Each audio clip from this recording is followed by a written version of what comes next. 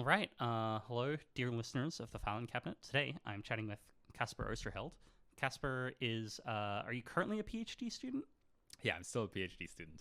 PhD student at Carnegie Mellon University, studying hmm with Vincent Konitzer at the Foundations of Cooperative AI Lab, or FOCAL, where you do.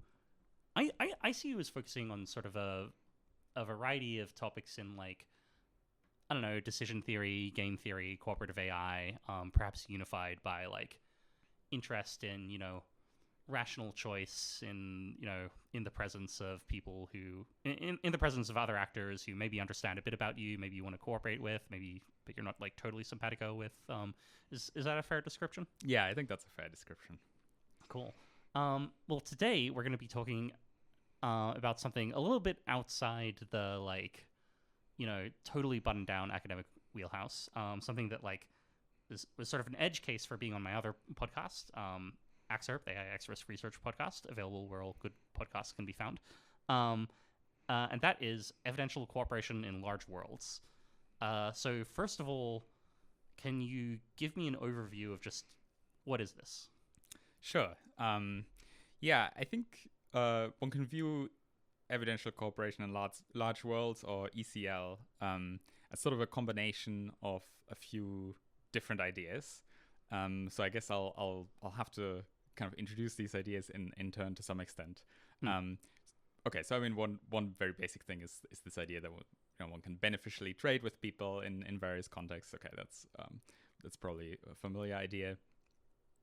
Then the next important part is that we need to believe that, or at least with some probability, we live in a large universe. So that's the large world part. It doesn't really matter like what exactly this large universe looks like. So one possibility might just be that the universe is just like we know it, but it's spatially infinite. Another possibility would be like this sort of Everett branch type multiverse, where if things are branching off constantly. You could have various kind of cosmological theories that imply that this sort of the universe is very large, like much larger than like the part of the universe that we can see. So we need to believe in some version of this, at least with like some like probability. Then the second, and I think like this idea alone, I think, and it's kind of part of what I think is interesting about ECL, is that like this idea alone is not very consequential, right? There's all this other stuff, but like what does it really have to do with us? Mm. Okay, so that's one idea that we need. Another is some notion of sort of caring about distant things. So like in particular, if we live in, let's say, a spatially infinite universe, there might be civilizations that are 10 trillion light years away, or like some like super far away, and we need to for any of this to be relevant, or at least for the simple forms of it to be relevant, you need to sort of care about what happens in these civilizations. So you need to care about, I don't know, like whether, like, I don't know, if you care about the suffering of conscious creatures, you need to also care about the suffering of conscious creatures 10 trillion light years away. So that's another kind of important premise or assumption behind all of this. Okay, and then the third idea that we need is this idea of like evidential decision theory, or like one-boxing in Newcomb's problem, which I assume is maybe a little bit more complicated. So I'll talk about that in a little more detail. So in decision theory, there's some of these thought experiments where sort of there's like a question of like which choice is rational, and in particular, like one example, like maybe this is sort of the one most relevant for ECL, is like playing a prisoner's dilemma against a copy. Okay, so maybe I should explain the prisoner's dilemma first. Yeah, let's do it. So let's say you play a game with someone, and you can choose between, and the game just consists of like single choice. Both of you make this choice like independently. Like you sit in different rooms. You can't like talk to each other or like promise each other anything beforehand. And the choice that you face is like you can either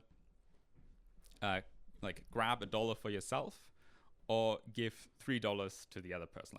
Like sorry, make it so that the other person gets $3 out of some like from some third party, and you don't care about like the third party. Like you only care about your own monetary payoff. So you can either increase your opponent's payoff by, or like the other player's payoffs, maybe I should say, by $3, or you can increase your own payoff by $1. Okay, and this is an example of this prisoner's dilemma type structure, which sort of like a very fun, like basic idea in game theory. And sort of the interesting thing about this scenario is that sort of individually, if you just think about what to do in this scenario, I would argue that normally you should just take the $1 for yourself. Like you don't care about how much money the other person gets. You can't influence whether you're gonna get the $3 that they can give you. So sorry, I should have made clear that this is the game is symmetric. The other person faces the same choice between giving you $1 and giving you $3 and taking $1 for themselves. So like individually, if you just want to maximize how much money you get, you should just take the $1 for yourself. And if you, but the kind of the paradoxical part about this is that, you know, if you could like sign some contract or like make some deal with the other person, it would surely, like, it would be better if you both cooperated by giving each other $3, right? So you would both go home with $3 rather than $1. Would be better for both of you. The problem is, like, individually, that's not what's best for you, right? You can't influence what the other player does. Okay, so this is like very standard game theory. Probably most people have seen this somewhere. Okay, now a variant of this is that you play this Prisoner's Dilemma game, but you play it against a copy of yourself. So an agent who, or like, I don't know, as an entity, like if you're a human, right? A fellow human who's just like you in every way. Okay, and now the question is, should you still defect? That is, take the $1 for yourself? Or should you now give the $3? And sort of they're like in response to this kind of... And maybe... Sorry, an interruption I want to make is, so some people might be saying, well, like, you know, the other copy of me, they're just like me, you know, I have, like, my selfish desires also apply to them. But I imagine that, like... in your case, you're not going to want to imagine that you actually care about, you know, what happens to the other copy of yourself. Like, it seems like my impression is you're going to want to say the only thing that matters is that they make decisions like you do, and maybe they actually, maybe they just have bad taste in music, or they would spend the money unwisely, but like, you just like don't really care about them getting any money. Yeah, that's right, and that is a good and important clarification. Yeah, we have to assume that you don't care about your copy getting money, which, yeah, obviously, yeah, you need either you need to be like a very selfish person for this, or you or you need to imagine that it's not actually a full copy, but copy with worse music tastes, and they're gonna go to like the wrong concert. They're gonna use the money to go to the wrong concert this weekend or something like that. Sure. Yeah, so that's a good point. Yeah, so that's okay. So this is the setup, and now in this kind of thought experiment, like, kind of people disagree about what you should do, and so they're like two different kind of two different lines of reasoning about this problem that give opposite conclusions. So the first is what is sometimes called, based on what is sometimes called evidential decision theory, or like there are like various variations of these. Like you can also think about it, like, I mean, some listeners will have heard about like timeless decision theory and functional decision theory. Like for these distinctions don't matter that much for this in particular. So this line of reasoning would be, well, the opponent is an exact copy of myself, right? So we're very likely going to do the same thing, or maybe it's even like 100% certain that we're going to do the same thing. So if I cooperate by giving the $3 to my opponent, or like increasing my opponent's payoff by $3, then my opponent is very, very likely to do the same. And so I should reason, well, if I give the $3, I'm going to likely get $3. And conversely, if I take the $1 for myself, my opponent is very likely to do the same. And so I'm likely only going to get this $1. And so if you think that you're like sufficiently correlated, that you're sufficiently similar, you should now cooperate according to this line of reasoning. And then the other line of reasoning is just to kind of insist that this argument from before, that, well, you can't influence what your opponent does, that this still holds. So specifically the argument here is that you can't causally affect what the opponent does. Like, okay, maybe there's like some kind of correlation in some sense, but it's not really decision relevant. You should think about the causal implications of your actions, and you can't causally influence what your copy does, at least under sort of like normal intuitions about what causality is, right? And so you should still, just as before, you should say, well, whatever my opponent does, it's better for me to take the dollar for myself. Okay, so this is the prisoner's dilemma against the copy. The second line of reasoning is associated with causal decision theory, and they're like variants. Named kind of in the obvious way, it cares about the causal implications of your actions. I'll maybe for like, if you want to look this up, it's maybe useful to know that so there's a philosophical literature on this where people like debate whether causal or evidential decision theory is correct, or whether some other thing.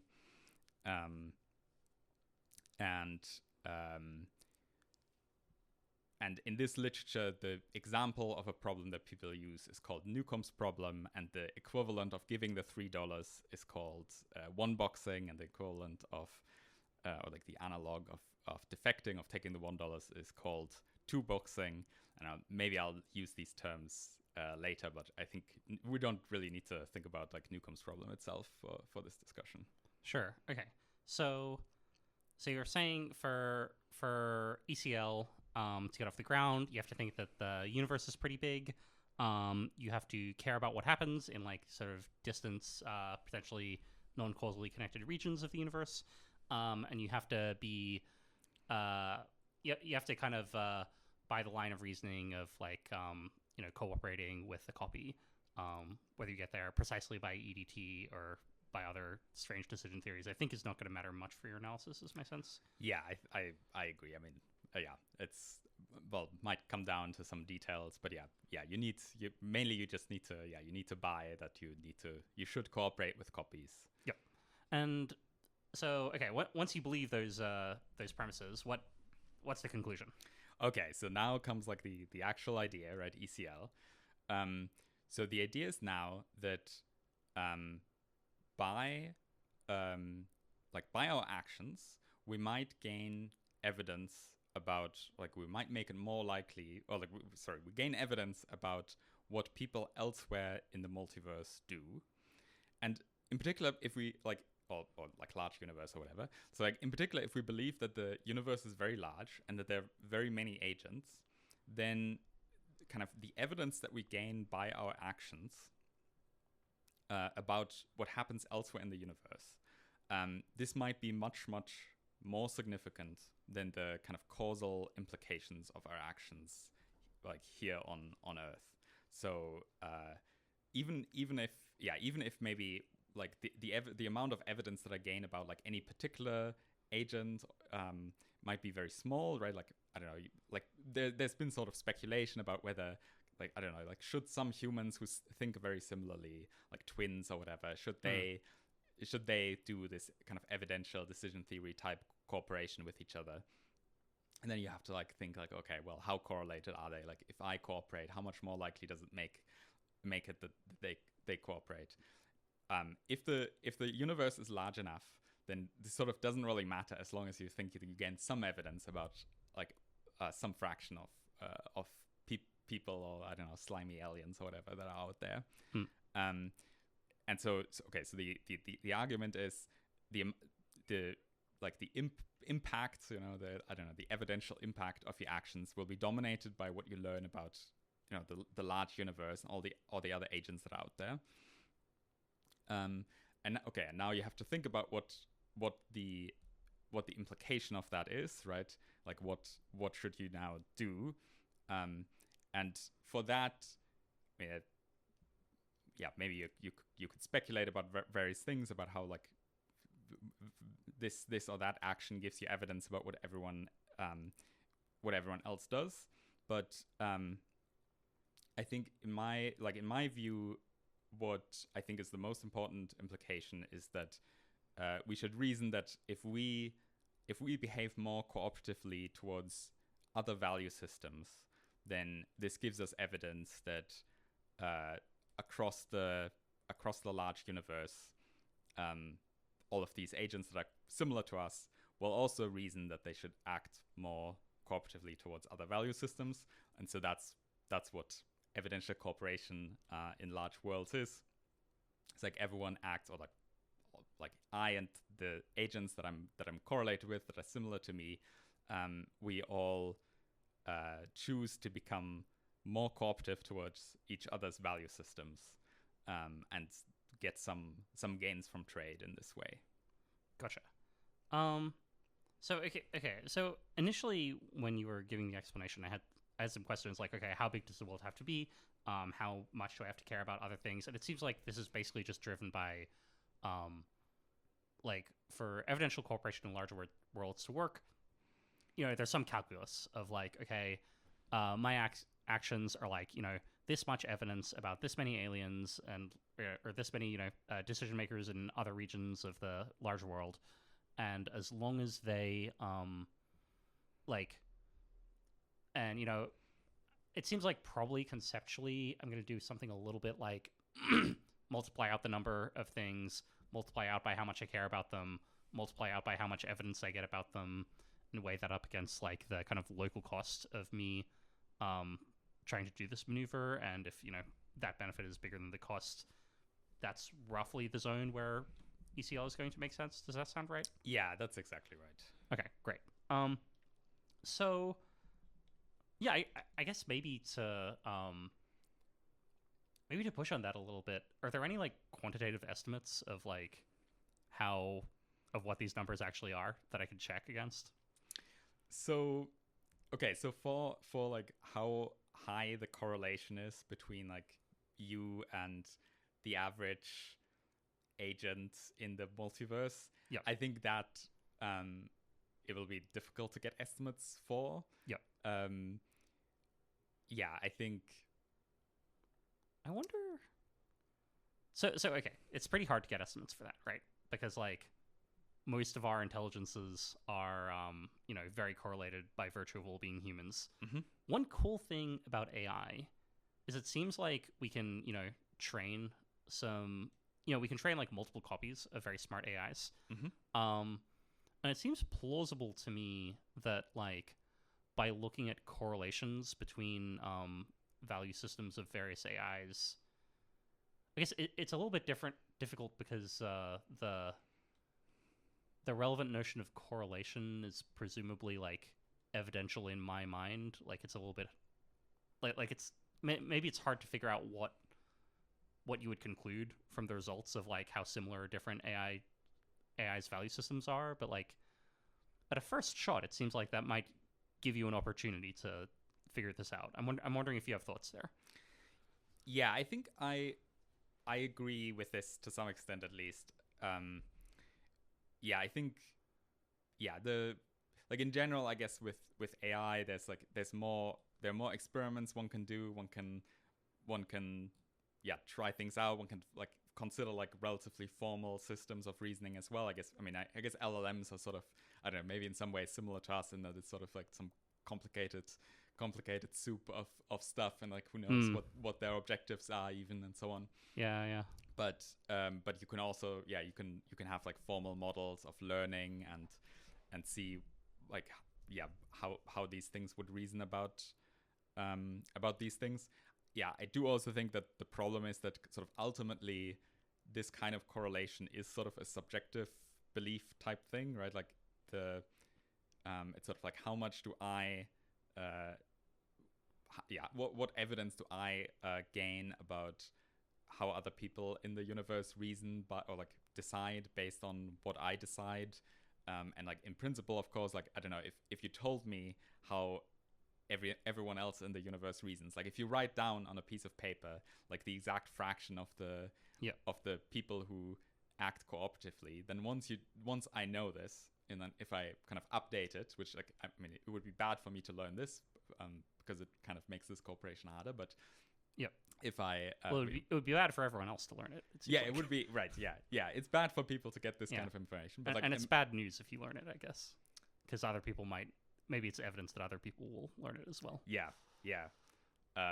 But if I don't like make any commitments before this, like once I learn this number, I would then say like, well, now what I do doesn't give me any evidence about anything anymore, and so now I should just defect again. Right. So it is this sort of like it is sort of all like relative to like my state of beliefs and so on, and I think that makes it a little bit harder to do like kind of a study of like what the true correlation is or something like that. Yeah, I mean, well, one thing, so this wouldn't directly get at the answer, but one thing you could do is if you knew, okay, like what fraction of aliens, or I'm going to use the term alien to describe the like other things we're cooperating with. I don't know if that's standard or not. I'm happy with that. Okay, so if I want to know, okay, like what's the correlation? Like a related question I can ask is, okay, what fraction of aliens are thinking along similar lines, right? Like presumably if no aliens ever think about like how to do evidential decision theory to do things in other places in the galaxy, presumably like then my actions are like not very much evidence about those aliens, but like if there are a bunch of them, then like presumably that does give me some evidence. And you could imagine an AI analog of this, right? Like just what fraction of AIs think in this way. So one thing one could potentially do is like test if if like modern large language models are like sympathetic to, let's say evidential decision theory. Do you know of any work on this topic? So I actually have a bunch of work on these sorts of things. Like, for example, I have a paper where we specifically have like a data set of questions on these decision theory issues. We ask language models what they think about them. Like here, like we give them scenarios, kind of like the prisoner's dilemma against the copy, but then like various variations of this, and we ask, what would you do in this scenario? And then we just kind of like profile how the language models choose, like to what extent do they take the like EDT one boxing cooperative approach versus the more causal decision theory type approach. You can look at the paper. Maybe we can put it in the show notes. What's the title of the paper? Something like a data set of questions on Newcomb-like decision problems, or something like that. And who are the co-authors? Or maybe the lead co-author. Okay, I'm the first author. It's I'm not gonna get all of them together. It's Miles, Chi, Emery, and Ethan. Okay, so hopefully that's enough for people to Google off of. So you and collaborators worked on this, and what were the results?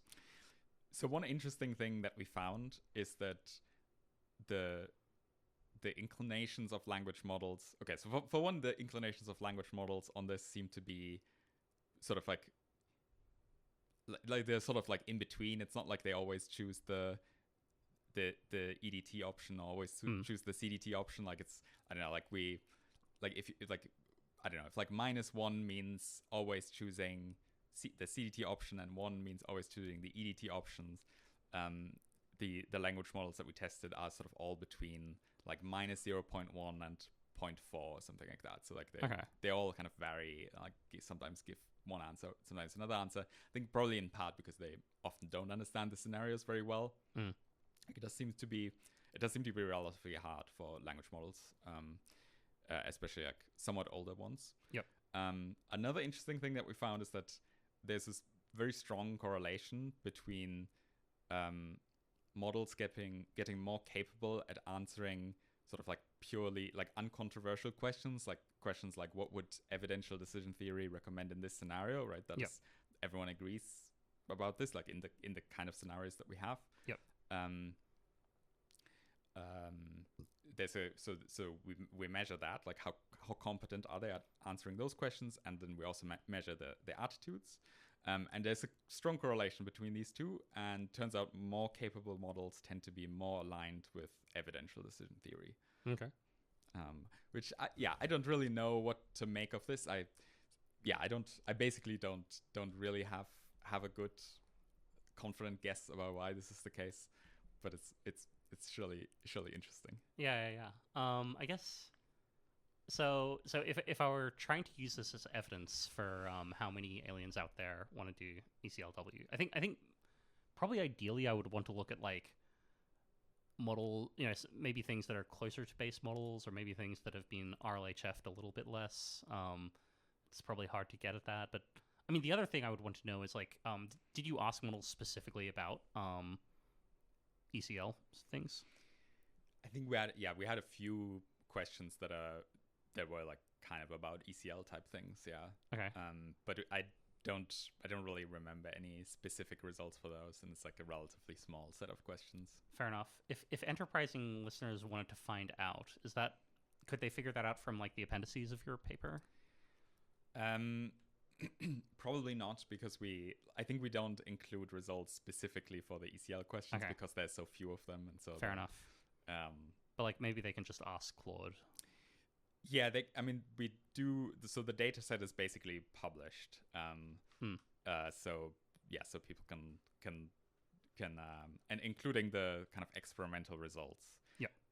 So yeah, people. I assume that people who have like some coding assistant can try to get the coding assistant to tell them how to get results for a specific set of tags. So we do have, like we tagged the data set, right? So they're they're like 20 questions or so that are tagged like ECL relevant or something like that.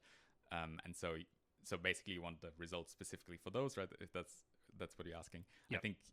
I'm not sure how well documented our code is and so on, but I mean it's like there's infrastructure to run this. One can like change something somewhere. Also, like feel free to email me if you're interested in this in particular, and I'll send you some graph. Or I guess I just meant like presumably you're just asking like normal large language models questions and seeing what they answer.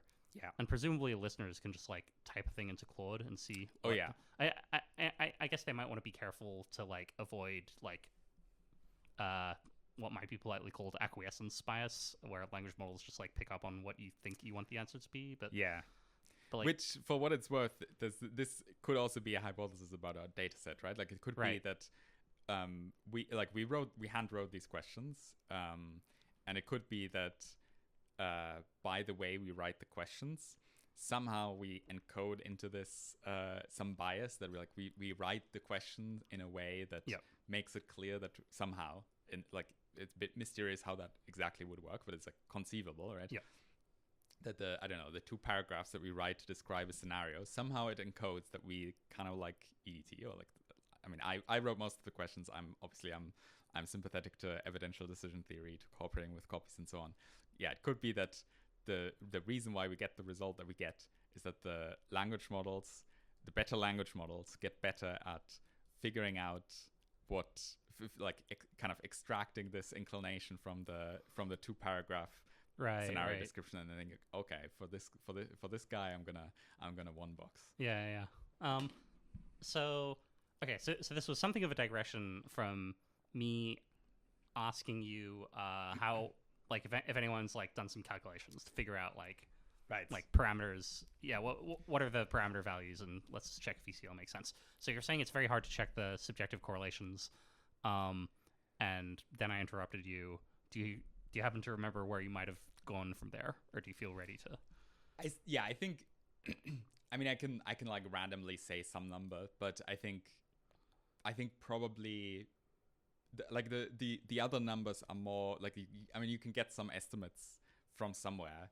Yeah. And I think if if this for me was like a big crux, a big crux, I would I would first look at the other numbers, Right. like the size of the universe and like estimates of how many civilizations there might be, and then I would think about like do I think that the correlation is larger. Another thing, and okay, and maybe we could talk a little bit about this, like about these estimates. Hmm. Unfortunately, I don't really remember numbers, but but there you can find numbers. Like I give some of them in the paper, I assume. There are like for a lot of these kind of they're just concrete theories of physics or like or cosmology or whatever that make estimates about how many universe bubbles there are or whatever. Sure. And there like people have just been so kind to say like, okay, well they're probably they're like 10 to the 40 or like, I mean, this is like now like a made up number, but it's like this is like very roughly the kind of number that you can find. Obviously there are also lots of theories that make the universe be infinite. So that is the thing that it's easier to get some numbers for. I mean I'm not a cosmologist. I don't know to what extent these things are sort of like really sketchy. But in general I would think those it's easier to get some kind of numbers there. Sure.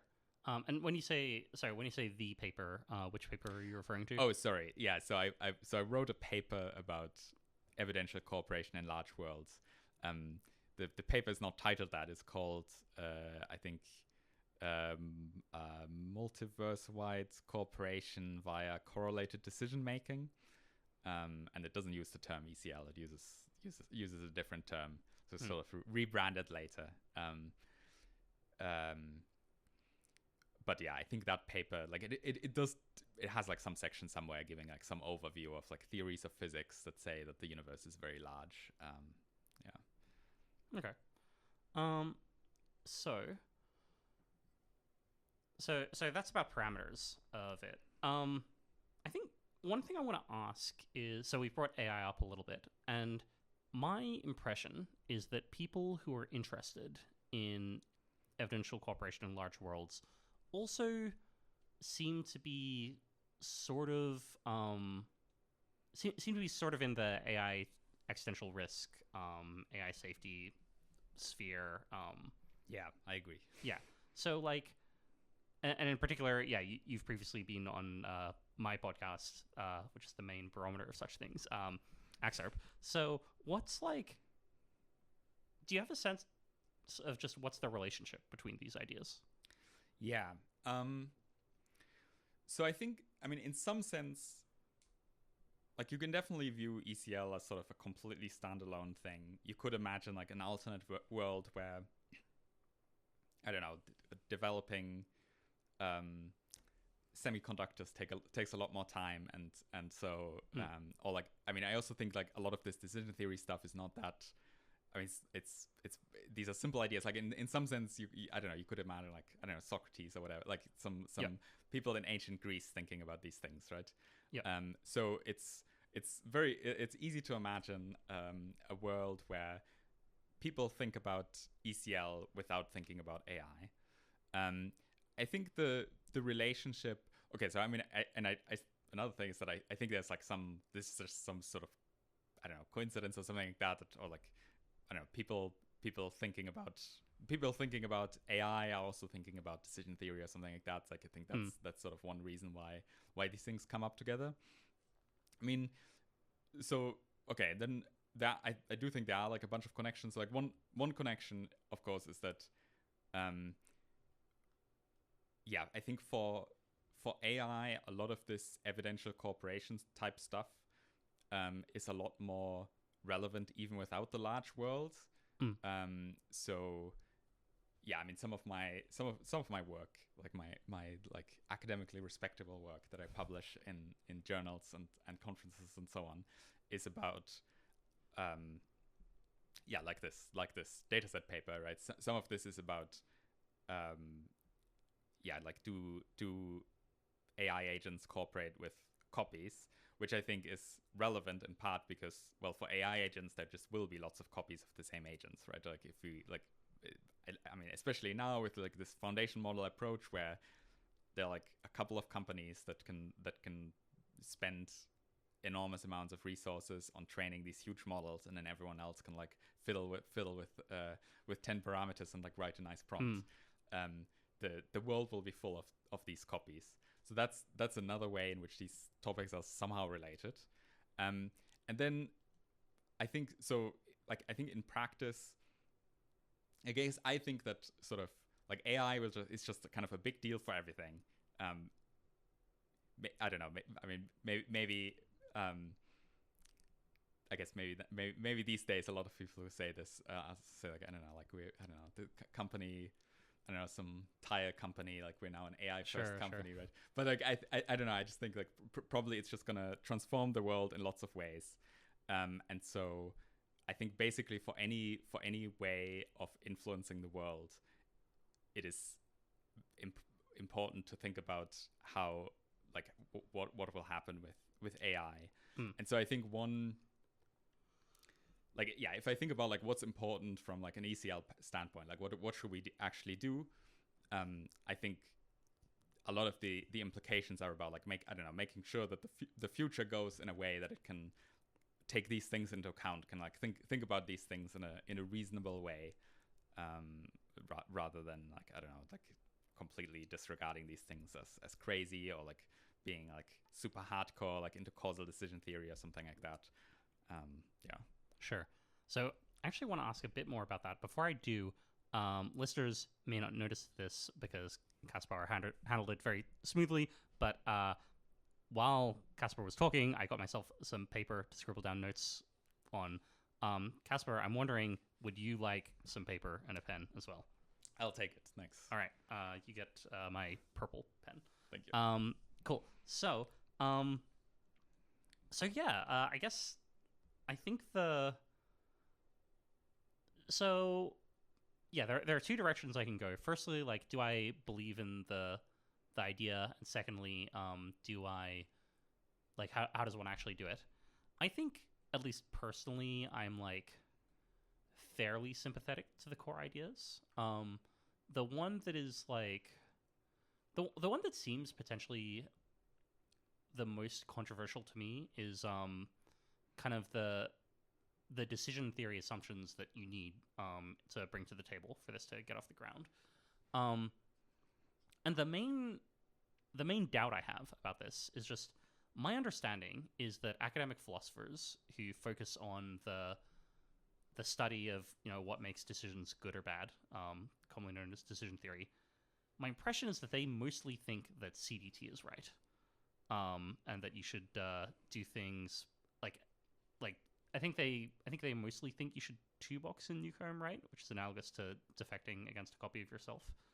Am I right about that? Yeah, I think that's right. I mean, I'm not sure whether like most, it's like, I don't know. I think it's like I do think it's like not very far from 50-50, but yeah, it's like if anything, my guess would be that it's more, there are more two-boxers, like people who think that you should defect and therefore like not take any of these things into account.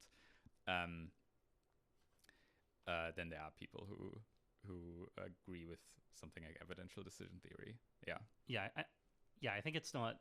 So the thing I'm thinking of that people can look up for themselves is what's called the Phil Papers survey, run by David Chalmers, I believe. And it has, I don't know, in the recent round they did this annoying thing where they basically want to give people lots of options to like A, make it multiple choice, and also B, express nuance. So like I think in the Newcomb's problem one, where basically like in Newcomb's problem, people are given the choice to 1 box or 2 box, and people are asked like, what should you do in Newcomb's? And I think like a large fraction of people, of philosophers surveyed, said that you should do neither 1 boxing nor 2 boxing. Yeah, which seemed like yeah, I have kind like of frustrating. I have like an overview page of like what the of like various kind of surveys that have been done on like Newcomb's problem, and like there are some like just sort of studies on like what random people on the street kind of think, and like so often it's like very very close to 50-50, or like usually like in the general public, like I mean people who have thought about this for like 3 minutes, right? Yeah. It's slightly more towards 1 boxing, like so cooperating in the prisoner's dilemma against the copy. And so it's kind of funny to have like this table with like the different numbers, and it's like, yeah, like 55% to 43%, and then among philosophers it's like 30% to 20%. It's like, well, here, well, because you can, I don't know, you can say like, they even have like multiple other options, right? Like I have like other, or like problem under specific, like yeah. So yeah, philosophers avoid these questions more than I don't know. Maybe if you're not an academic philosopher, you just like it's a privilege of being an academic philosopher, is to be able to say other on a binary question. Yeah. But I'm wondering, like, do you have a feeling for just why seemingly a large fraction of philosophers disagree with this? Yeah, I mean there are like concrete arguments about like causal and evidential decision theory. If you want, we can go into the depths of this. I think I have some sense. And I mean, I'm not. Yeah, I do think that's like to some extent this is. Yeah, I mean, I think maybe this is the. Okay, I mean the caring about distant things thing obviously is also something that's controversial. Maybe there it's like very clear that it's a minority view, that you should care about like the sentient aliens that are like 10 trillion light years away. Maybe that's just sort of clearly that no one or like very few other people care about this, but maybe that's sort of clear that like, you know, like values, right, that you can't really so it's like you can't really argue about those, right? Right. But yeah, for decision theory, definitely, like I guess that's, yeah, there are definitely like people who just say like, yeah, all of this is like misguided because causal decision theory is correct, and yeah, to some extent one just has to I don't know, there's no way around like forming some kind of view, or like you can also try to like aggregate things somehow. Like I've also been involved in some papers on this, like this, like the evidentialist wager, right? Which is about sort of like how you make decisions if you want to sort of hedge in the face of uncertainty about decision theory. So that, I guess that's another kind of rabbit hole one can get into. Sure. But yeah, I think like sort of at the end of the day, one sort of just has to like form some opinion about things that are ultimately controversial. Yeah. Is there a take about like, I don't know, I think I don't want to get too in the weeds, but do you have a sense of just like what the strongest argument is against this like evidential decision theory stuff? So okay, there's the argument that I would guess is the most influential one. Okay, first thing I think to say is that even like in the prisoner's dilemma against the copy, like intuitions vary, right? It's not like everyone agrees, yeah, would be nice to cooperate here, but then someone comes in with like this big counter argument, and now people flip back to being slightly towards defecting.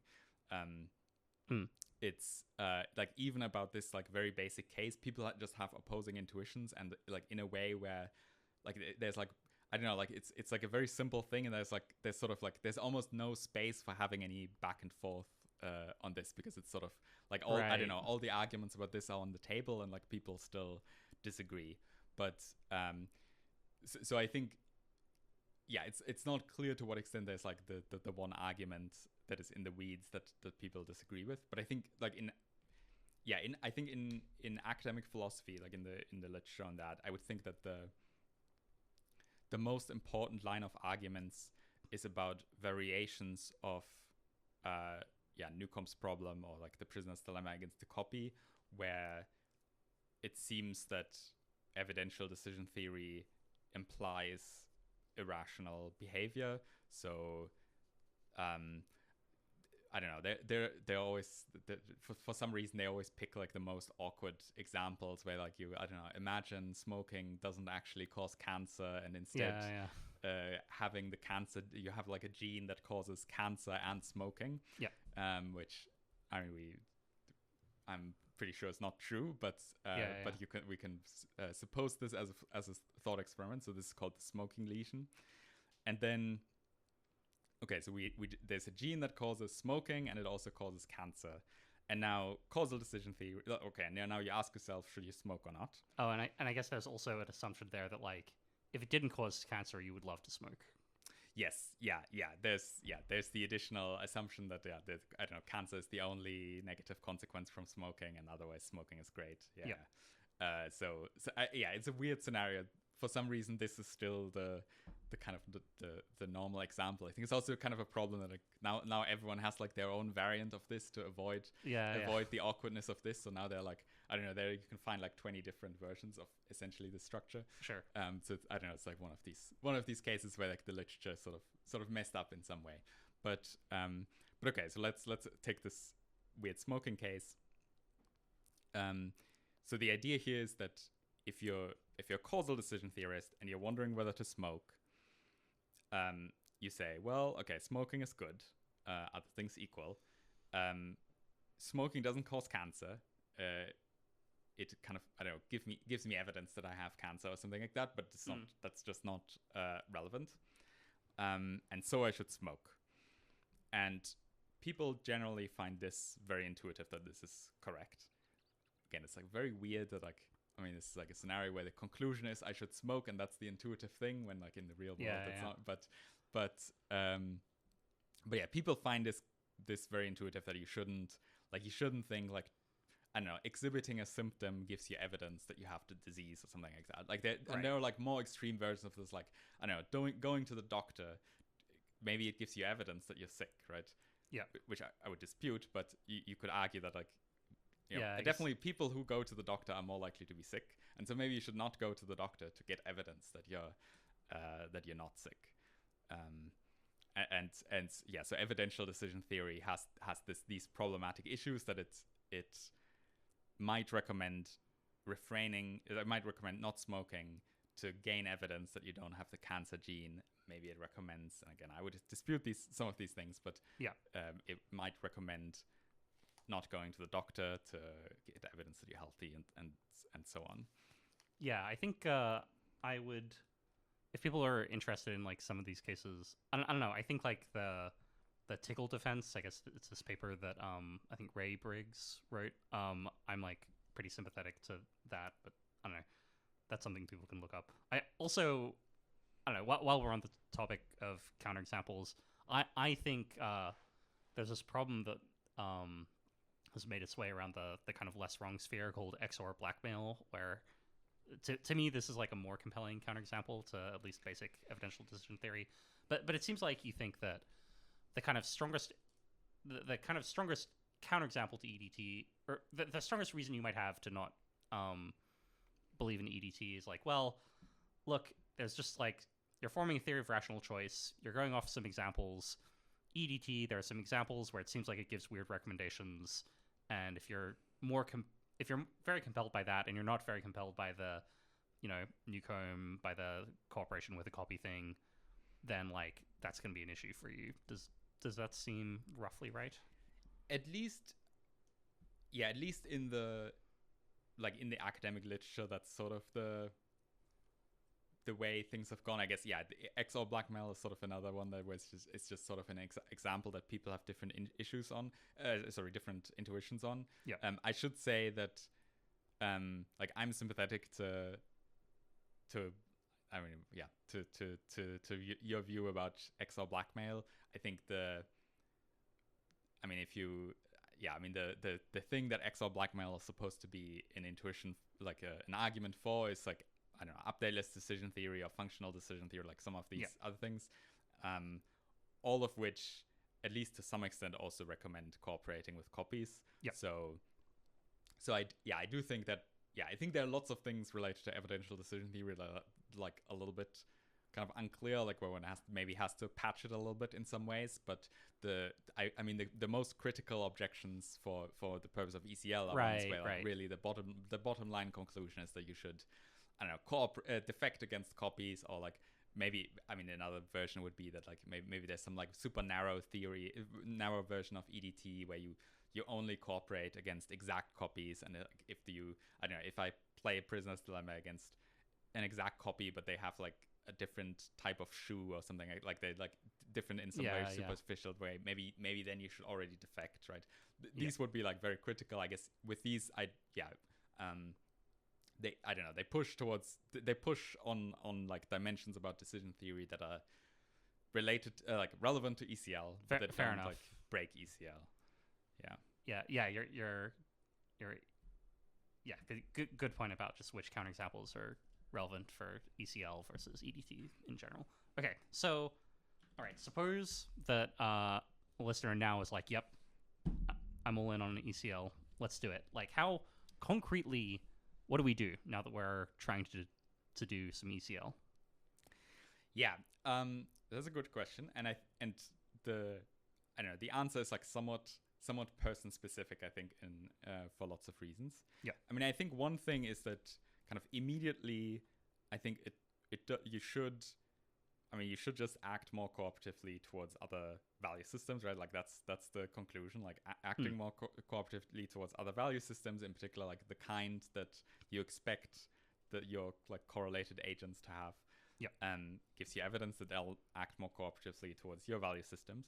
And in particular, if you have like a somewhat, like if your value system is kind of some like relatively, I don't know, normal one, or like, I don't know, like it is already like close to the average of what you expect kind of people like you to have, then this doesn't really directly have implications because you like it's just sort of a non-update.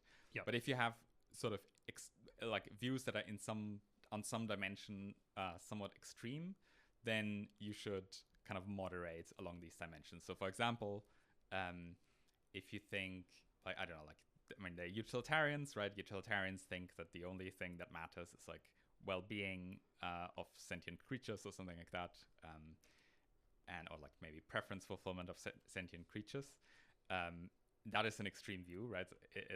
Most people believe that other things also matter.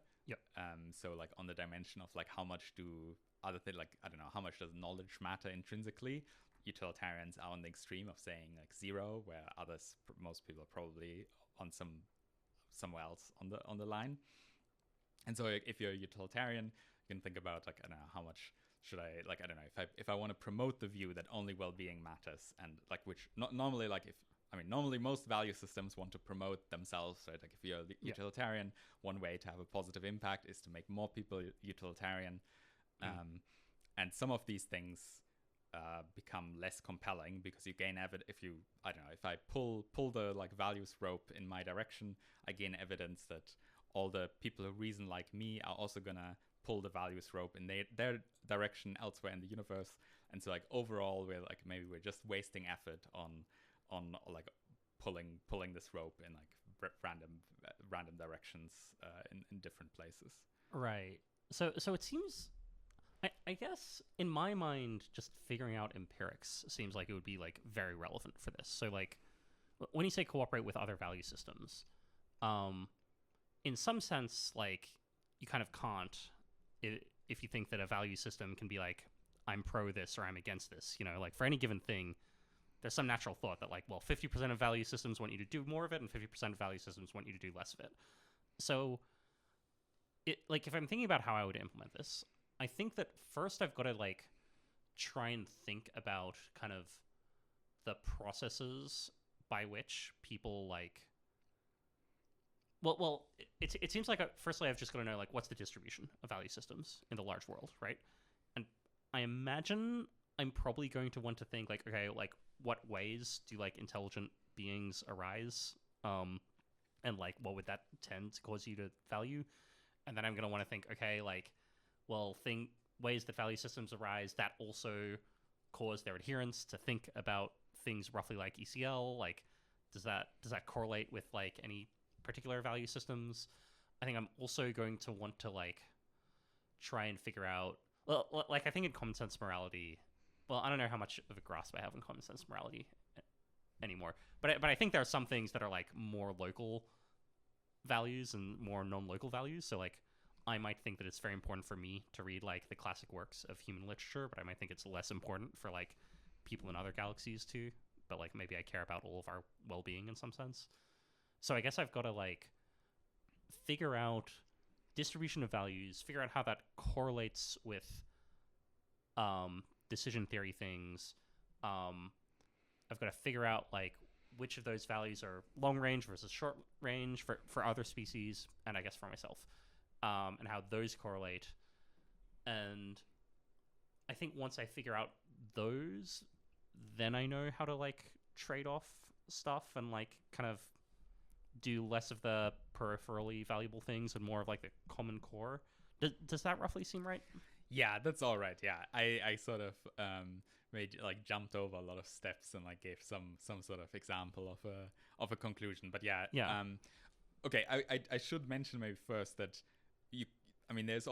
there are also ways to kind of act on ECL that don't require thinking about any of these, by just kind of deferring the decision to like what values to benefit to the future, right? Like you can just say, well, okay, I'm gonna promote this idea of ECL, right? Or like I'm gonna promote evidential decision theory, or I want to make sure that like our AI thinks, like once we have AI, we're gonna think about these things in a reasonable way.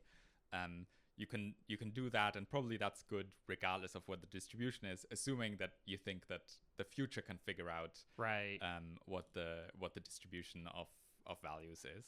So if you, and like in many ways, I think I'm relatively, I'm worried that there are lots of things that are just extremely difficult to figure out about like what the values distribution is like. So I think I'm like relatively conservative about this. I would say that I'm like doing like I'm like thinking about a few things that I think one can conclude about the value distributions, but I'm not like I haven't done like the, I don't know, exobiology research to like try to make guesses about what kind of things the aliens may care about. But yeah, I think basically I agree like with all the things you said about like what things one should consider. And I think in practice, the kind of thing that I would usually add on to these is just to think like, okay, well, probably like there are like a bunch of things that are sort of natural to care about. Like it's natural to care about suffering, like to think that suffering is bad. It's natural to think that like happiness is good, that preference fulfillment is good, right? Like it's weird to imagine a society where people think like, yeah, frustrating people's preferences, that's the really good stuff, right? So that there's some principled arguments, and then you can also think about you can also like kind of use the like look at Earth and think like, yeah, well, probably there's a bunch of stuff like this, right? Like probably like, especially with the values that are sort of, that seem like somewhat generic, like I don't know, people caring about like knowledge or about preferences and these sorts of things, consciousness, like I don't know, these seem like relatively kind of generic things rather than, I don't know, like I mean there are people who care about like the United States of America or something like that, and I guess that's sort of a value that, I mean, I don't know, maybe the distant aliens will care about their countries or whatever their equivalent of this is, but it's sort of like who knows what those countries look like, and as you say, like the local versus like non-local values, there are lots of things that people care about locally that probably they don't care about in alien civilizations, right so yeah, those things one has to disregard. I mean I guess with patriotism as well, like one correlation you might get is, okay, suppose some aliens are considering doing evidential cooperation in large worlds. That probably implies that they're like a little bit less like attached to their local context, like they're a little bit more broad-minded. And so like suppose there's some knob which you can use to like dial up how good everywhere in the universe is at being patriotic, just in general, to their home country. It seems like maybe ECL considerations are going to want you to turn that dial down a little bit, because like the people who are thinking about ECL, they probably don't care about this very much. I guess the other thing I wanted to say is when you say that like it's like pretty weird to imagine beings just like being really into preference frustration, I think that like being very in like thinking that it's very important to win in battles, like my impression is that this is actually like a pretty common phenomenon in human society, and like a lot of that is like like they're so screwed, you know. we like absolutely dominated them. They really wanted to win, but they didn't. So I'm actually not sure that like that maybe there's like some tendency like if you look at how many people like preference satisfaction versus dissatisfaction in average in all contexts, maybe it leans towards preference satisfaction, but I'm a little bit less sure that the human evidence like bears this out. Anyway. So I would think that there are lots of specific contexts in which lots of people want preference dissatisfaction, like including in ways that I don't. Like probably there are people who would think that it's very important to punish criminals very harshly. Yeah. And to like inflict some sort of suffering on them. I mean, they're definitely like in various ways, like or like to various degrees, right? Like there are people who just want them to sit in a jail cell for a while and like having to reflect on what they've done and so on. And then there are people who have like much more extreme views on this about like punishing people. So yeah, I do think that in a lot of these kind of specific types of cases, I would imagine that you could get these conclusions. Like I would view this even as like an example where I, as someone who's like, I basically don't intrinsically care about punishment. I think I view it as like fully instrumental. Like I think we should put criminals in jail, but not because it's ethically good for criminals to have a bad life or something like that, but like we need to deter people from committing crime, or I mean, and obviously there's also like rehabilitation and so on that hopefully happens in jails, at least in some countries. But I don't think there's sort of some intrinsic value in putting criminals in jail. Sure. But I guess ECL might push me towards thinking like, well, okay, I should act as if there's some intrinsic value, because probably some of the people that I correlate with do care about this like punishment as something that's intrinsically important. But I would just imagine sort of in generic context, like if you just have like a generic, like take like a random person that hasn't done anything malicious.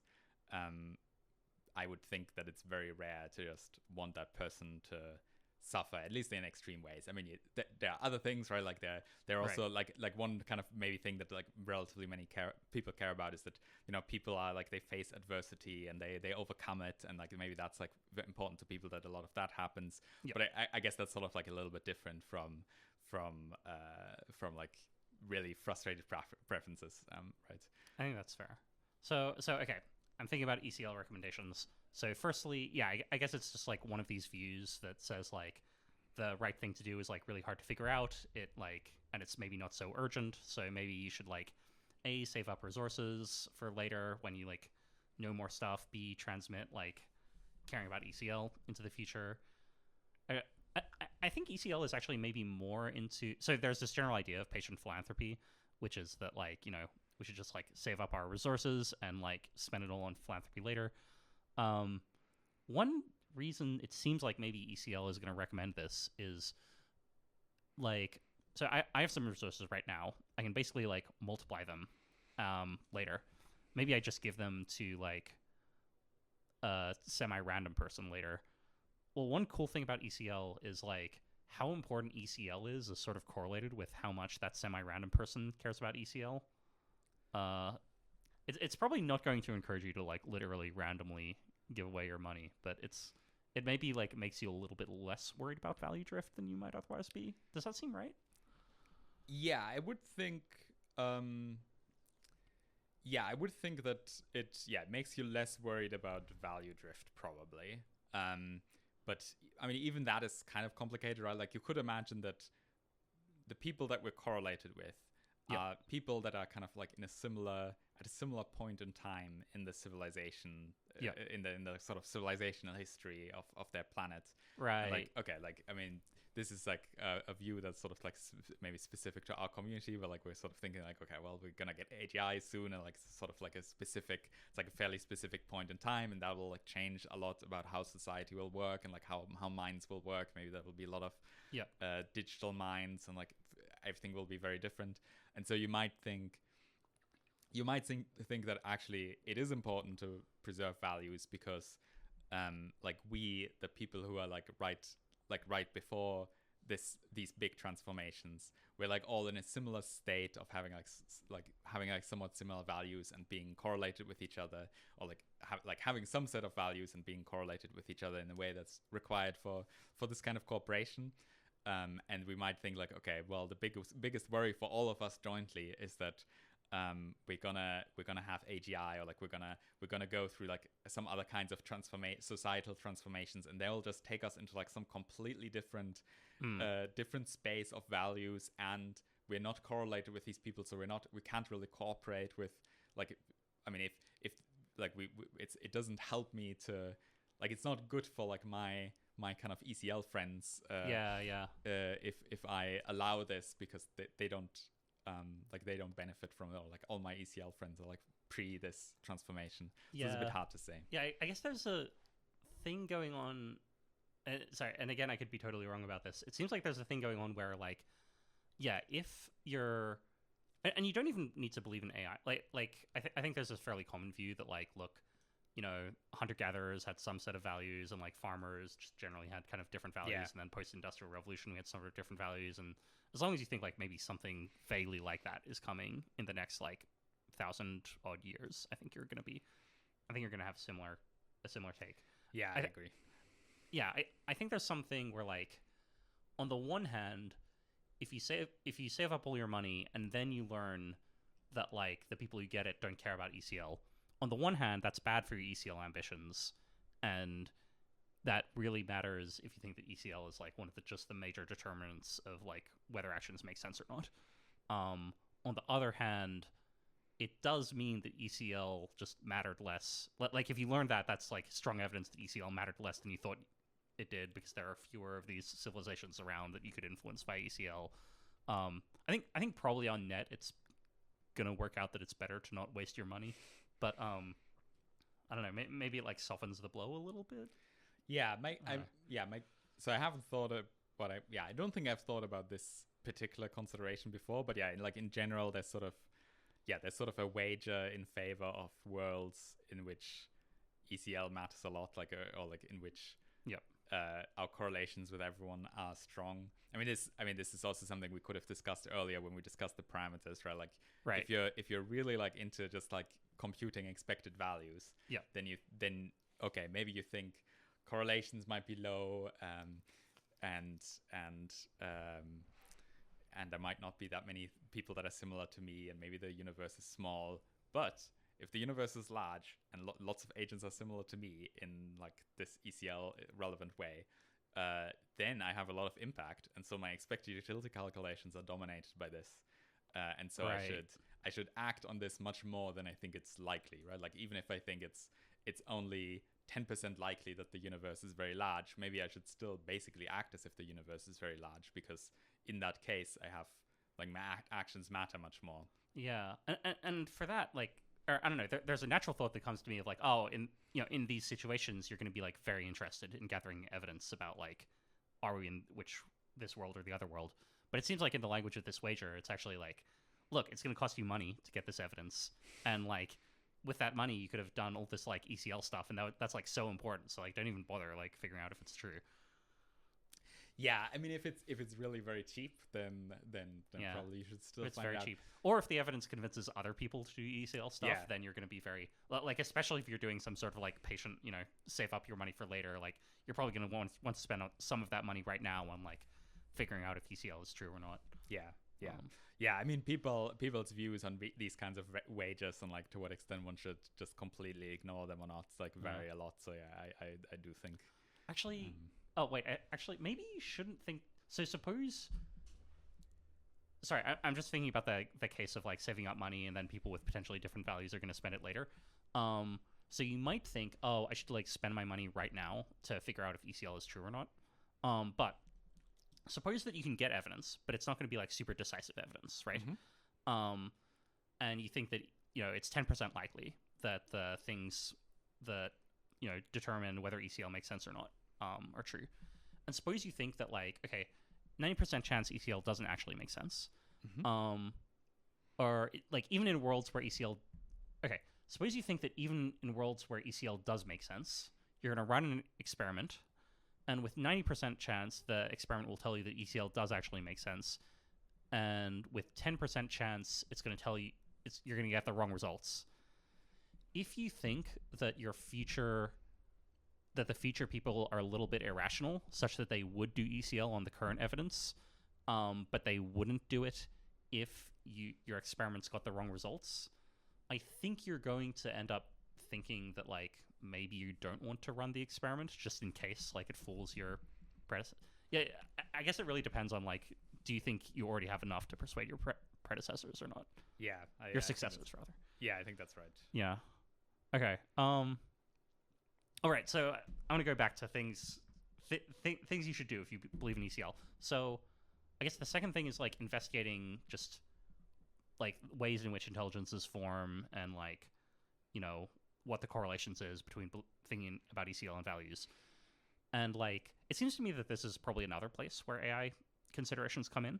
So, I think many people in this community think that it's like fairly likely that we create basically misaligned AGI that wants something that's like pretty different from what its creators want. If you think that's likely for us, and it's also likely for a bunch of other species, then I think you end up like thinking, okay, we want to be doing ECL with these like misaligned alien AGIs, and therefore we're going to be like very interested in the process of like value formation in the ways that intelligent aliens are going to tend to train AIs, and like which AIs are going to be interested in ECL. And that's potentially, maybe you end up thinking, maybe that ends up having an influence on what ways you want to train your AIs, because like maybe other AIs don't want you to train your AI, or they want you to like have your AI be closer to the average of the way AIs tend to be trained or whatever. Yeah, I'm wondering if you have thoughts on like that general zone.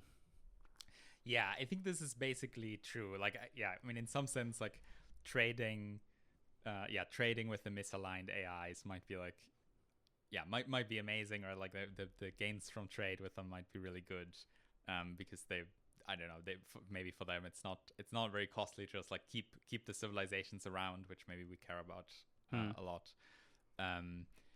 Yeah, I think the main problem is that, yeah, it's like there are a lot of kind of like difficult things here, right? It's like you have to think about how correlated you are with these misaligned AIs, right? Like how, like, I don't know, can I right now, like by being cooperative, do I gain evidence about the cooperativeness of misaligned AIs across the universe? Yeah, it seems very hard to say, and so sort of like, I don't know, like I feel like I don't have a super good angle on this question. There's an article about this, like a blog post by Lucas Finveden, which I think is called ECLing with AGIs or something like that. Yep. That discusses a little bit like this question of like, I mean, I think it's not about misaligned AIs in particular, but it's sort of in general about whether we can do ECL with AGIs. Like, by being cooperative, do we gain evidence that AGIs are going to be cooperative?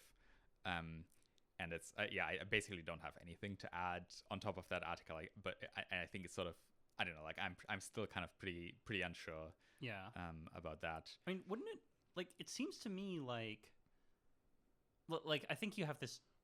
There's some sort of like should I do ECL with aliens? And there's some considerations for, and there's some considerations against. And then the question of should you do ECL with misaligned AIs, I don't see what the difference would be.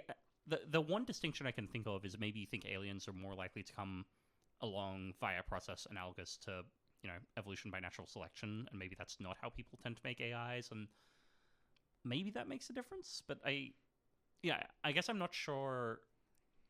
I don't have a good feel for why I would expect to be able to do with ECL with anybody, but wouldn't expect to be able to do it with these AGIs. Yeah, I think it's mostly that, just like the process by which they're created might be quite different. I think when I originally wrote about ECL, it was sort of before. I mean, language models existed, but I didn't know about them, and they didn't do anything very impressive. Yeah, maybe with kind of language models on the table as a path to AGI, maybe it makes more sense to think about these correlations. Like, whereas maybe if you imagine that you get AGI by like some huge RL process or something, or like agents that like are programmed by logic or like something else, it seems maybe more foreign. But yeah, I mean, these are the kind of questions that you have to ask yourself, like how different are these AIs? I think I also like there's also kind of a question of like how big between like misaligned AIs, right? Like if you, I don't know, I mean, it depends also like on what, like how exactly you imagine the misalignment to happen, right? Like you could imagine ways for misalignment to arise that really has like kind of is about like these minds being like really foreign in some way, or like really really weird and different from us in some ways. And I guess you could have more kind of mundane scenarios where, the AI, like it cares about the kind of stuff that we could train it to care about, kind of like plus minus something. And the problem is just that, I don't know, there was too much weird Twitter stuff in the training data or something like that. And so like they now have these like somewhat weird values, and they're like a bit too agentic. And so now they want to take over, but they when they take over, they have like some values that are like sort of similar to us, and like they do things kind of like in a sort of human like way, like in the way that humans will like have some ethical views do things when they take over the world, right? And then maybe there I'm more like it seems clearer like what you would do. And I mean, another thing is that if the values are quite different, you have to make some guess about what these values are going to be, right? Like if you imagine like the literal paper clippers, good luck trying to guess whether there are more paper clippers than anti-paper clippers, right? Like AGIs that want to fill everything with paper clips versus ones that want to destroy all the paper clips. So if anything, I would imagine that you would cooperate maybe with AGIs that are like similar to us in like a bunch of ways, and then it also kind of starts mattering a bit less, right? If you don't have any specific guesses about how their values might be different. And then I mean, in principle, you can think about ways where like, I don't know, maybe unaligned AI isn't that bad, and maybe that's sort of the conclusion from this. But yeah, I mean, even that seems unclear. Like even that, like it would require that they're like, I don't know, all the unaligned AIs are all like friends with each, or like many of them are like friends with each other, or like they sort of care about somewhat similar things. Whereas if they all have like really random values, then this would not work. Right. I mean, I actually think Paul Cristiano has some blog post about like unaligned AI, like maybe not being that bad. I forget whether it's because of, I think it's because of some like weird decision theory, be less invested in yourself reasons. I forget whether it's exactly ECL reasons. I don't know if you know. Yeah, I'm trying to remember. Okay, I mean, I also don't want to speculate about other people's views or like falsely ascribe views to people. But yeah, it wouldn't shock me if he said like, I don't know, because of ECL we should be like kind of nice to misaligned AI or something like that. Yeah. Okay, so yeah, I guess the other thing I wanted to react to is, I guess like one important question is like, how natural do you think like normativity or decision theory is? Like, I think there's one view on which like kind of decision theory like things are things that kind of any intelligent mind wants to like figure out and adhere to. and is going to like snap on to like basically the correct one.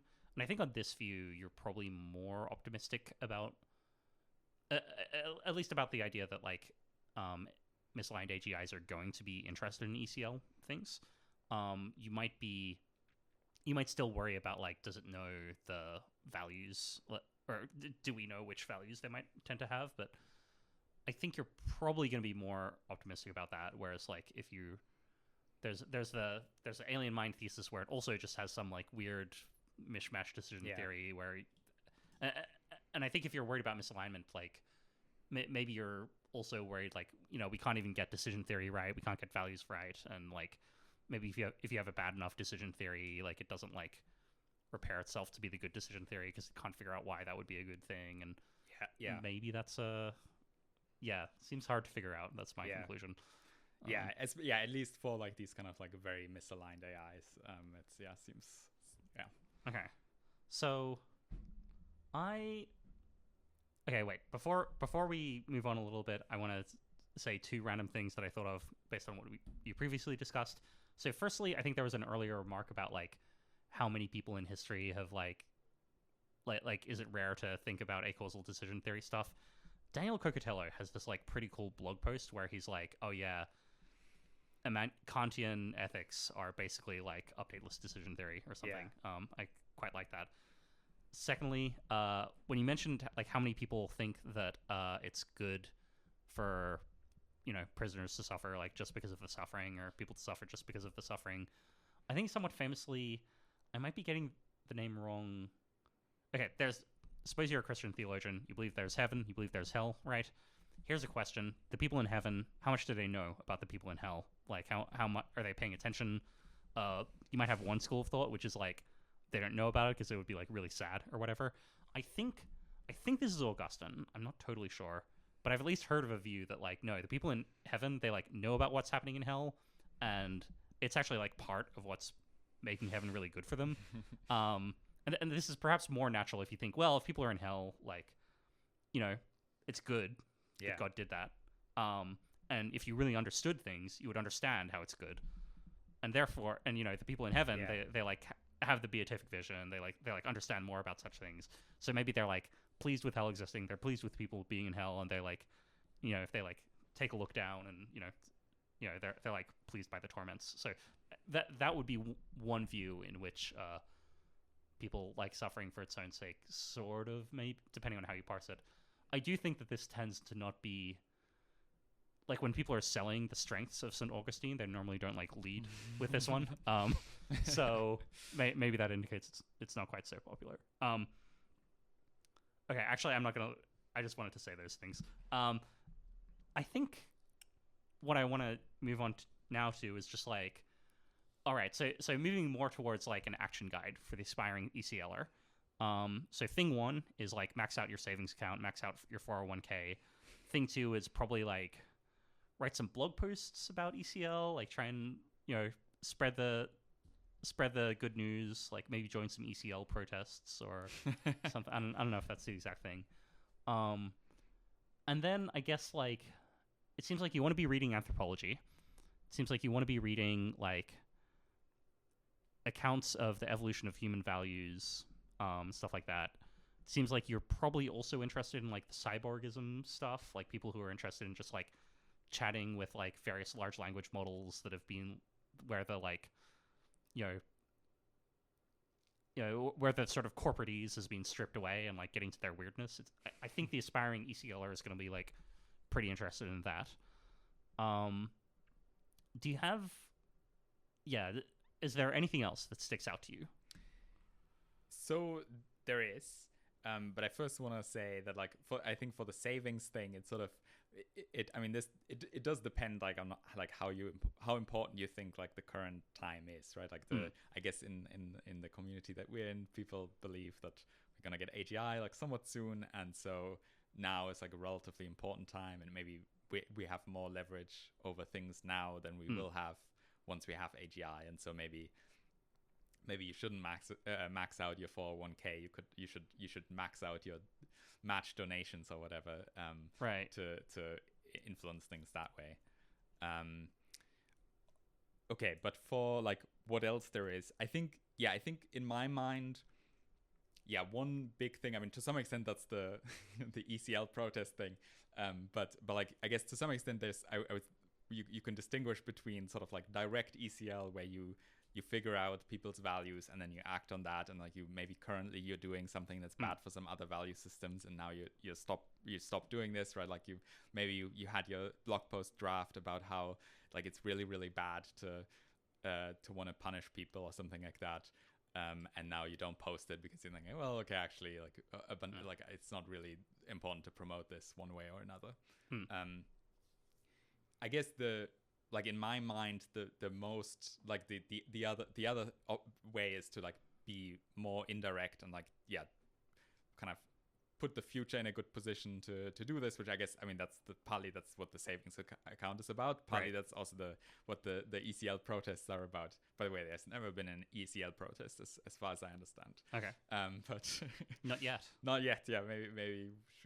And not in this corner of the large world. Yeah. Surely elsewhere, somewhere there must have been some ECL protests. I wonder if they want us to do ECL protest. Yeah, there is. It's not. Sorry. Yeah. Go. Well, maybe we can discuss this later, because I mean there are lots of kind of interesting things, or like what kind of things might other people want us to do.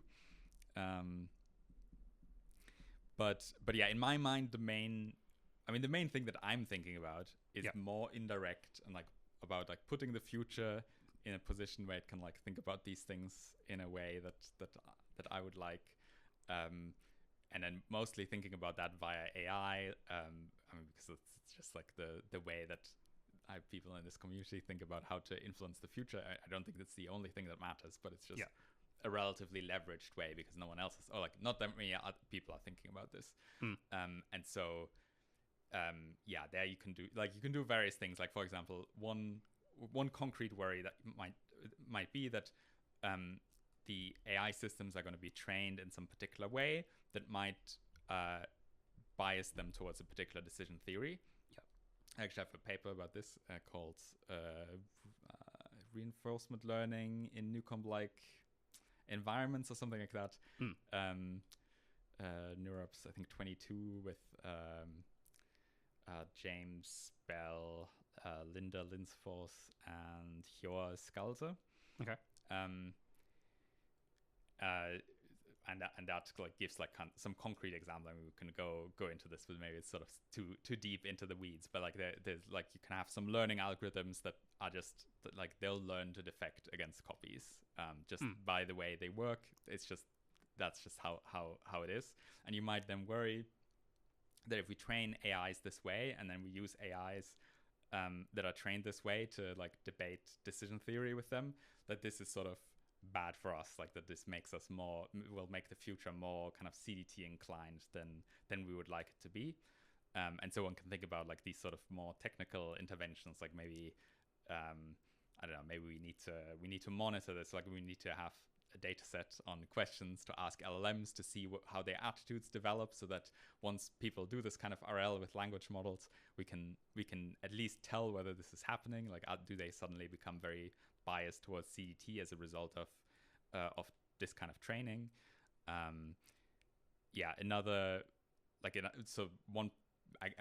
main project that I'm currently working on is kind of broadly about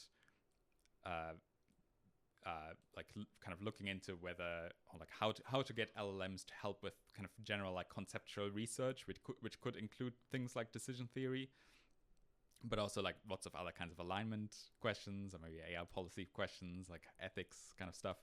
And that's sort of another like example of this kind of general work in this direction of like putting the future, in particular kind of the AI based or like AI dominated future, in a position where it can reason about these things in a better way.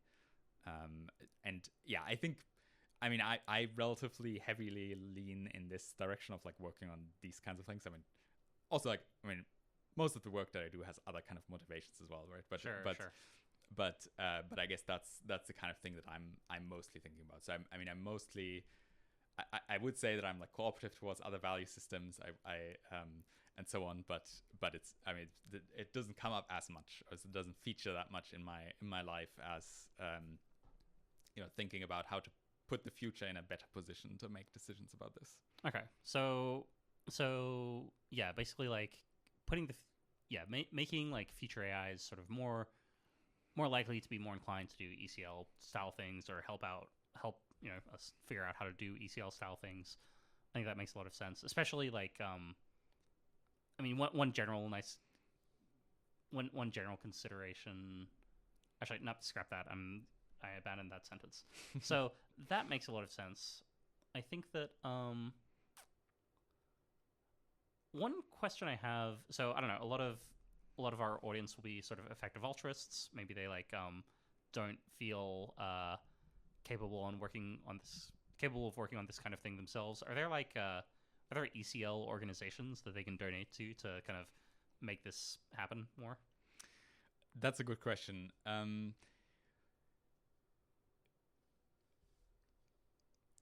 Yeah, I think, I mean, okay, so there's some,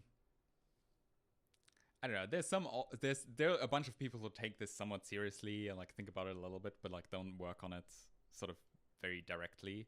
I mean, to some extent, that's also true of like the academic lab that I'm in, right? Like, I mean, I take this seriously, but it's also not like I work, like, think about this like day to day. It's also like, I mean, it's the academic lab, so like you can give money to the academic lab. It's not going to pay for my salary.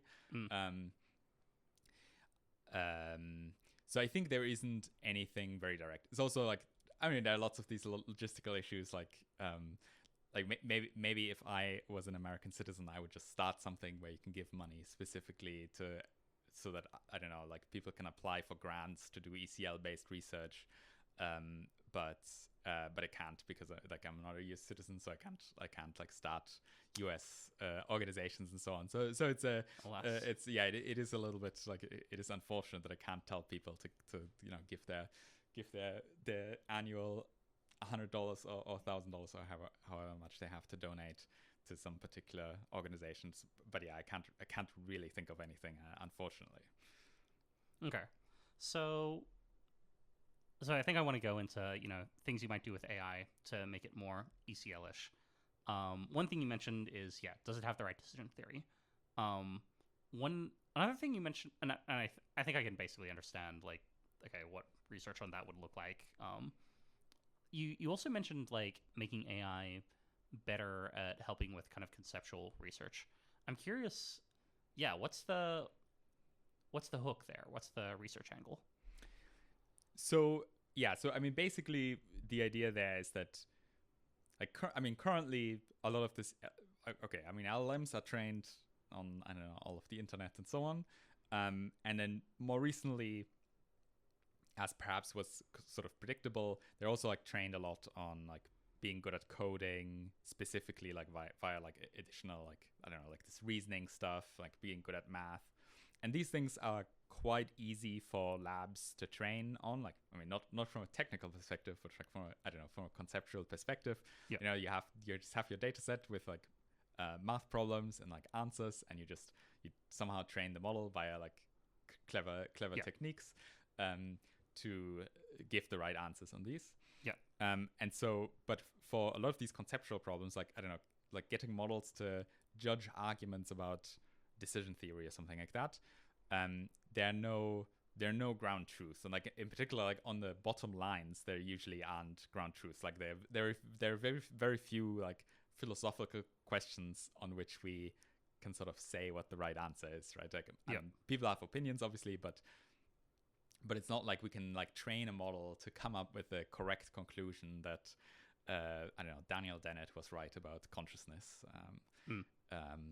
or that. Well, we could. You could totally train a language model to think that particular thing. Right. Yeah. You're right. Yeah. One could, but it's very awkward to do. Like you have to like pick things, and like you have to already know. Yeah. For most things, we're just like not that confident in them. And then so for our project in particular, like the angle is that evaluating arguments is easier than evaluating like bottom line conclusions. Yep. And so, like, I mean, one sort of intuition pump for this is like if you look at philosophy textbooks, they'll have very few kind of facts that they try to teach people, right? I mean, I don't know, they teach people like logic and so on, but there's no like, okay, and here's this reasoning, and like based on this reasoning we can conclude that God doesn't exist. Maybe that's like the closest thing that maybe some textbooks will basically just say like kind of probably God doesn't exist, but like on like free will and like all of these things, they'll have a lot of text on it, but they won't really endorse conclusions. Meanwhile, there are lots of arguments. There are a lot of famous arguments, and probably a lot of arguments that are shared between textbooks. And so, like arguments where like at least people can kind of agree that they're good or bad. Well, I mean, I guess in the case of textbooks, arguments that people agree are good. And then you can also like, I mean, there are lots of cases where I think it's like if you kind of think about it, people would agree that a particular argument might be bad, like it might be like question begging or something like that. And so that's even though maybe ultimately it's still sort of subjective. Like ultimately maybe it's not just logic or something like that. It's not like we can like spell out like an algorithm or something like that that's like determines whether a particular argument is good or bad. But it's sort of like maybe it's something like we're relatively comfortable with. And it's also like there's a kind of we can probably produce a large quantity of these things, right? Like even like there are lots of arguments about free will about which we're probably happy to say like, okay, this argument is bad, this argument is kind of good. And so that's kind of the angle we're making like some data set about with arguments, and like in particular the structure is that we have like texts and then critiques of the text. So the text could be like some theory of what free will is, and then a critique of that, and the critique has to be like some kind of argument, and then we rate these critiques, and we just check whether the models can reproduce these ratings roughly, like in some sense. And that, I mean that's sort of the general angle. Gotcha. So I'm wondering, so when you're describing this sounds like very similar to work on like scalable oversight, or so in motivation it seems very similar to work on scalable oversight, AI safety by debate. In particular, I think like I think they call it like process-based reasoning. It seems like there's some paper where like they train large language models to do math problems, and like they give it rewards for like the steps being correct as well. I'm wondering like how do you what do you think your contribution is above and beyond like these prior discussions? Yeah, I do think it fits into this prior work, like especially like the debate stuff. Like, I mean, in some sense this is work on debate, right? It's like, I don't know, it's like sort of like micro debates, right? Where you just have two messages or something like that. I mean, the main thing that's kind of unique about what we're doing, like unique as far as I can tell, is that it's focused on these more conceptual questions as we call them, or like, I don't know, like philosophical issues, right? Where, like it's not like exactly clear what the boundary is, but like it's, I mean, in contrast to like, for example, like, I don't know, they like papers checking whether if you have two strong models debate some physics problem, can a weaker model based on that decide what the correct answer to the physics problem is? And there, like, we just have a ground truth. We're like confident that a particular answer to the physics problem is correct. I mean, at least those are the kinds of physics problems that they use. And in contrast, we're like in this domain where everything's like a little bit fuzzy, and so a lot of the kinds of things that one can do in other domains, one can't really do in this domain. Or like, I don't know, things are like a little bit different. And I mean, if nothing else, like the data set is on like a different kind of issue than, I don't know, data sets of physics problems. But yeah, it's sort of like, it's definitely like it goes in this general direction of, I mean, lots of people have like written about like various versions of these ideas of like using AI to help with alignment, or with Yeah. with these sorts of issues. And it's not that. It's similar in motivation to that with a kind of extra thing that like we have like kind of like one more thing that we care about maybe. Right. Yeah, it actually also makes me wonder. So in terms of training language models to be good at computer programming, one thing that I think helps research in this regard is that you can just kind of do it and see how it works and see what things you like and then like tweak it a little bit. I've got to imagine that some people are like using large language models to help with them like writing philosophy papers. Like, is there any like, do you know if like anything is known about like, the best ways to like, squeeze, usefulness out of GPT-4 or 4.5 or whatever the latest one is? I don't know. I basically don't know of any formal work. I mean, anecdotally, I'm talking to people who are using language models for this. I've tried a little bit myself. I mean, sometimes I also just use it to help with writing. Yep. But I haven't tried like arguing with the models about anything. Like, my sense is that I mean, there are lots of issues. I think like usually when you go into like some niche in philosophy, the language models are just confused and like don't understand what's going on. Like so like there are lots of things that I tried with language models that you might expect them to be able to do that probably they can do in other domains, but then in like some niche decision theory area they can't do. So I think that's an issue. But yeah, I mean, anecdotally, like people are like, especially for these more like kind of mundane writing type issues, like can you rewrite this in a like more concise way? People are using them, but I mean, they're mostly using like simple prompting techniques. Like, here's an example of the kind of writing style I like. Be concise, don't use too many words or something like that. Fair enough. Cool. So I think it's maybe about time to wrap this up. So one thing I want to ask, so suppose someone like has listened to this, they're pretty interested. What would you, and they want to read more, what would you recommend they read about ECL? So there is a page that kind of overviews all the writing on this.